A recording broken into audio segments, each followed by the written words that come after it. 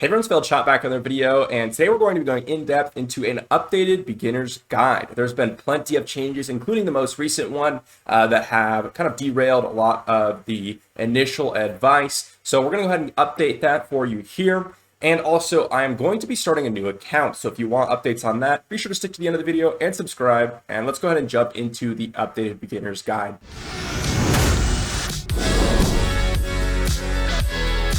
All right, so I'm going to try to give some direction to the new players, as well as the people who are trying to go for their first 12 dungeon clear, and the people who are trying to clear Void Tower hard, or the first 14 dungeon clear. So, stick around for your specific part if you want some advice. But first, we're going to jump into the newer players and the campaign farming. So when you start a new account, the first thing you're going to want to do is immediately jump into campaign, get a campaign squad going, and start clearing out your campaign.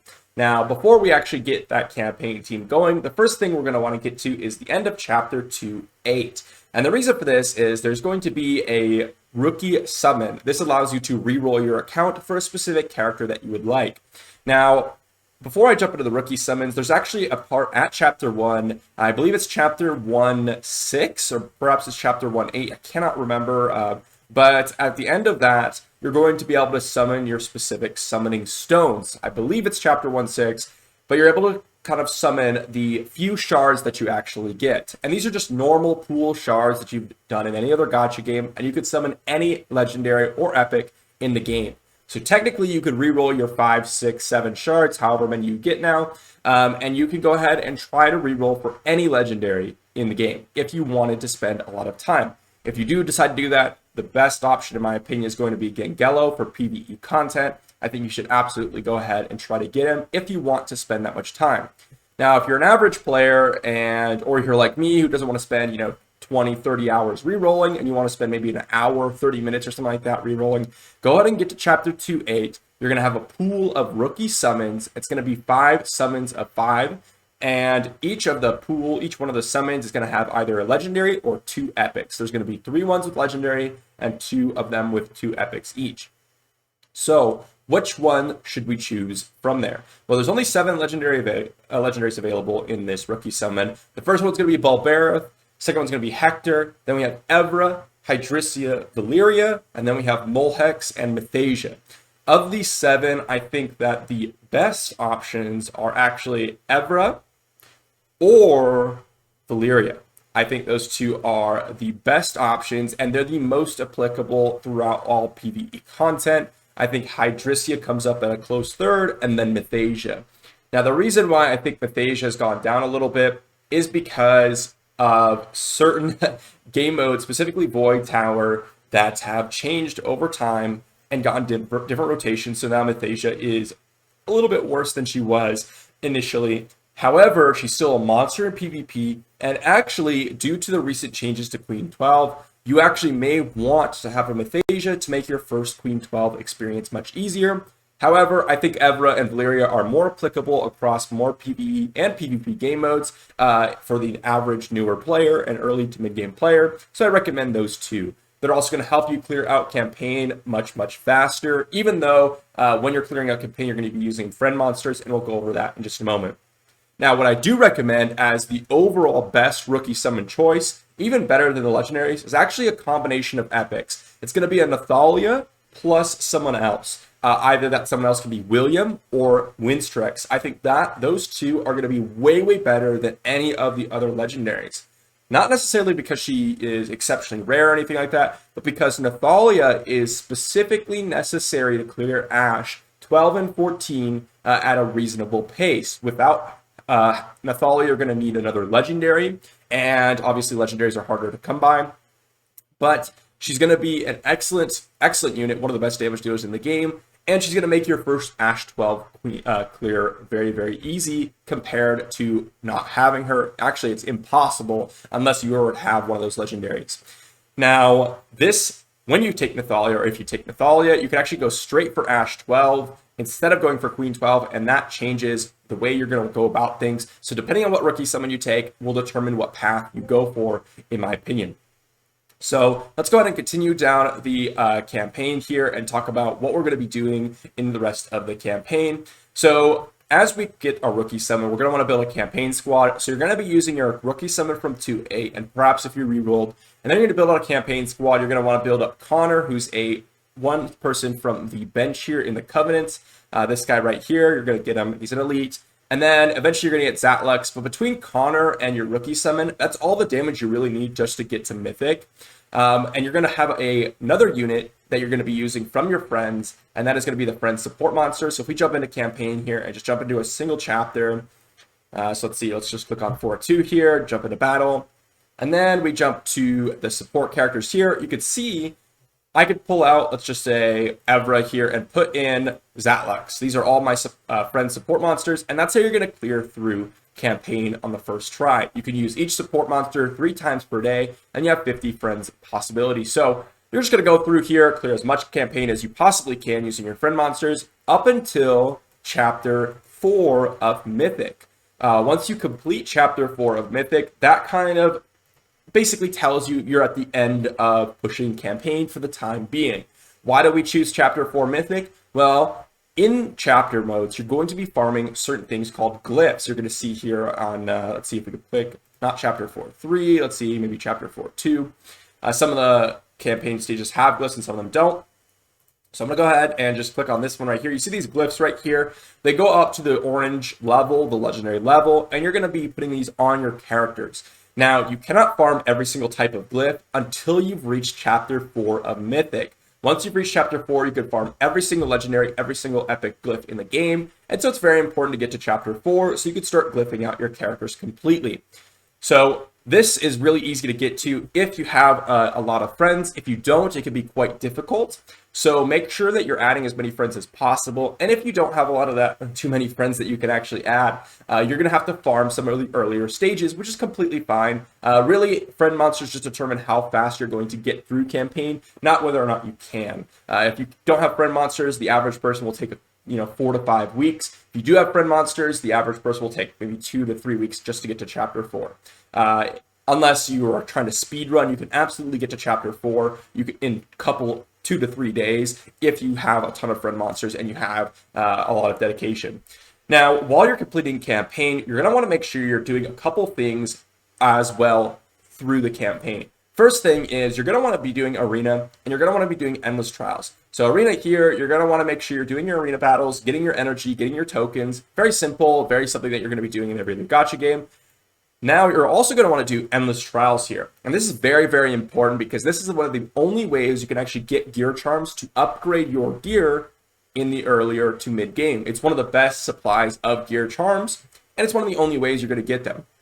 So make sure you're doing them as high level as you can. Level 20, 30, 40 is going to be very, very quite easy for the average early game player. Level 50 is going to be a little bit more difficult, and then level 60 and 70 is going to be a lot more difficult. But make sure you're completing endless trials. Doesn't matter what level. Make sure you're getting those gear charms, and make sure you're doing it every 2 days. And then you're also going to want to make sure you're paying attention to the events on the side here. You're going to have earlier game events when you start off a new account. Right now, it's the arena event. Just want to make sure you're doing this event as you're clearing through campaign. And you're also going to want to make sure you're paying attention to the quests. So this is very, very important. Right here, you could see, if we click on Evelyn here, you're going to see all these different types of quests. And it's very important that you're keeping track of these while you're clearing through campaign. So you can see here, this one says promote a hero. So make sure you click and accept this one, improve any hero to level 10. And then you're going to unlock this quest. Make sure you accept the reward for promoting a hero, because if you do not accept the rewards, you do not get access to the next one up. And these are not retroactive quests, only a few of them are. So make sure you're keeping on top of these and accepting the rewards as you go through. It's very important to get to a certain key points. One of them is this 4-star pumpkin helps you accelerate your progress quite a bit. This 5-star pumpkin helps you accelerate your progress quite a bit. And then these two quests specifically, the 6-star Terra set here and the 6-star Rage set, are very, very important to gear out your first damage dealer once you clear out up to Chapter 4 of Mythic. This will help you get to that Chapter 4 of Mythic oftentimes and farm on your own rather than relying on those support monsters. Very, very important you get to this quest, and very important that you're making sure to keep track of it. Now, this applies to the elemental dungeons and the regular dungeons as well. Making sure you're clearing through all this is very, very important, but not crazy important. Make sure you're just clearing the campaign and the elemental dungeon ones, because it'll accelerate your progress. And make sure you're doing the foodie guide as well. Now, this one's less so because it'll be here forever, and the rewards aren't particularly amazing. Really, the summons is what you're going for here, and the diamonds. And so complete it as you go along. Some of the quests in the beginning game are like, clear chapter 1-3, equip any gear. So just make sure you're accepting it and going through. Some of these are retroactive, so keep that in mind as you're clearing through. Now, I do want to mention, do not go ahead and farm a bunch of ability materials for your characters. Only farm your epics or elites. Do not farm your legendaries until you could farm some of the higher stages like 8 or 9, because it will take forever. Especially for this wood one, this one's very difficult. It takes a very long time. Now, the fire and the water ones are much easier, and you can use support monsters in them. So if you want to dedicate a lot of time and farm a bunch of stage 9, let's say you picked Hydrisia, or let's say you picked Valyria, I think both of those are very, very solid options to farm earlier on the main stage 9 dungeons. But don't do it, in my opinion. Don't farm your legendary skills until you can farm stage 8 or 9. I would wait till 9 personally, but some people could start farming at 8 if they wish to. And then we finish off campaign up to chapter 4. We've gone ahead and gotten our skill ups on our stage 9 of the dungeons. We've done the quest. We've done all that. Okay, so what next? Well, we're going to be diving into the dungeons now. All right, so this is the real part where a lot of newer players to mid-game players have trouble making the transition from a very early game player to maybe an early mid-game player. Where do I go? When do I stop farming campaign? What team do I build? Etc., etc., etc. Well, this is where, when you farm that chapter 4 mythic, and this is why I specifically say chapter 4 mythic, because a lot of people just keep pushing mythic, and it's actually harder to push farther into mythic than it generally is to kind of finish your first stage 12 dungeon, where you can farm gear and then go back for the rest of mythic. Because if you're trying to push to the end of mythic, you're not going to be able to farm it generally. Like, for example, this account here, yes, I could build a slower team and perhaps maybe farm chapter 9 and 10, but I still can't farm chapter 9 and 10 generally on my account. And I've been farming stage 12 dungeons for a couple weeks now. Granted, I could probably upgrade characters and do it, but it takes a while is what I'm saying. So once you finish chapter 4, you're going to want to farm your glyphs for your main squad in campaign to help you farm those chapter 4 faster. And then you're going to want to transition into stage 12 dungeons. Now, the dungeon that you go for really depends on your rookie summon and, of course, what you kind of want to go through. So generally, before the changes to Hackern, I would say there's a no-brainer. Go for Queen 12. Make sure you're crushing it. Now, obviously, I cannot say for certain because I have not done it myself, and that's also going to be changing at the end of this video, or rather, starting at the end of this video. But stage 12 dungeon before Queen is much, much easier than any other dungeon. Now, this is still true unless you have Nathalia and have the gear requirements for her. This is going to be much easier.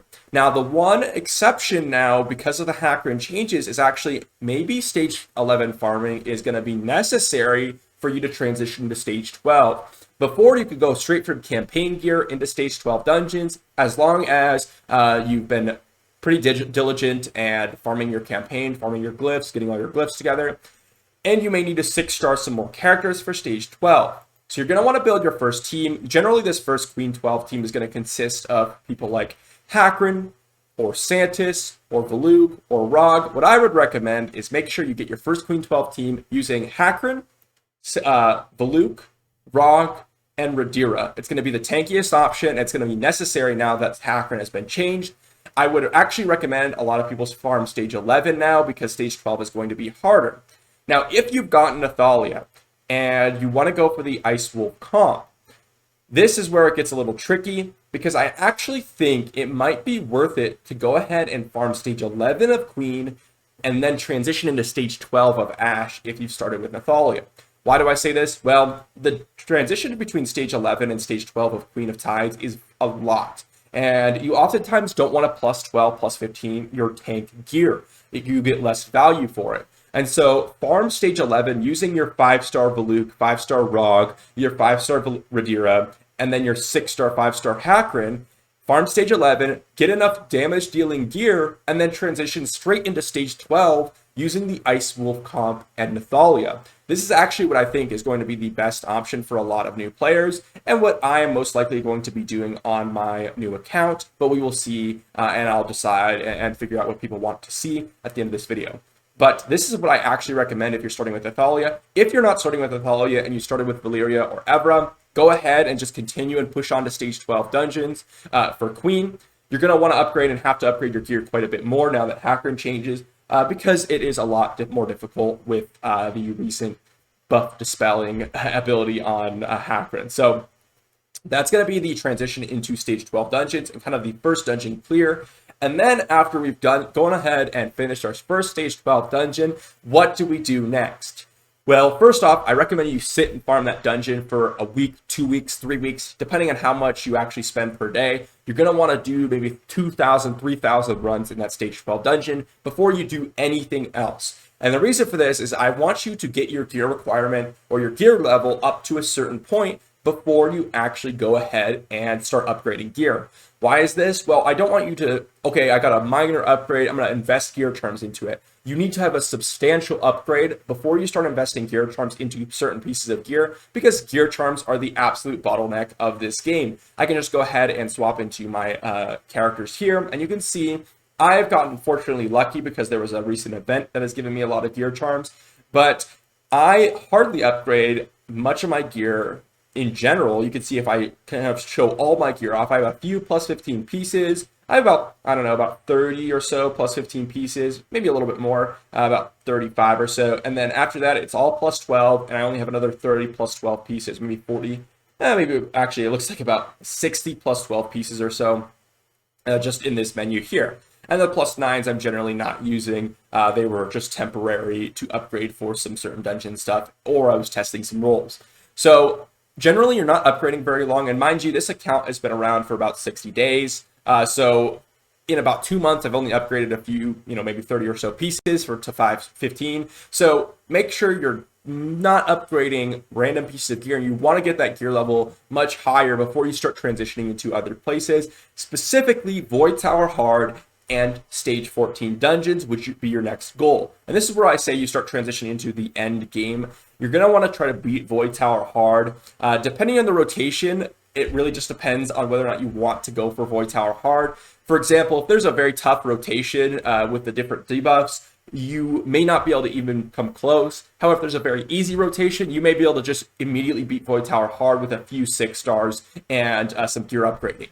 So it really depends on the rotation. Depending on that, you're going to want to go into Void Tower Hard and then stage 12 dungeons. And I really recommend that you go for Queen 14 first. It's the easiest of the 14 dungeons, and this is absolutely true. Ash 14 is significantly harder, even if you have Nathalia. The gear requirements for 14 are significantly higher on Ash than Queen. So I recommend everyone go for their first 14 dungeon being Queen of Tides 14. So that's going to be pretty much it for the general progression guide and beginner's guide, all the way from beginners to end game.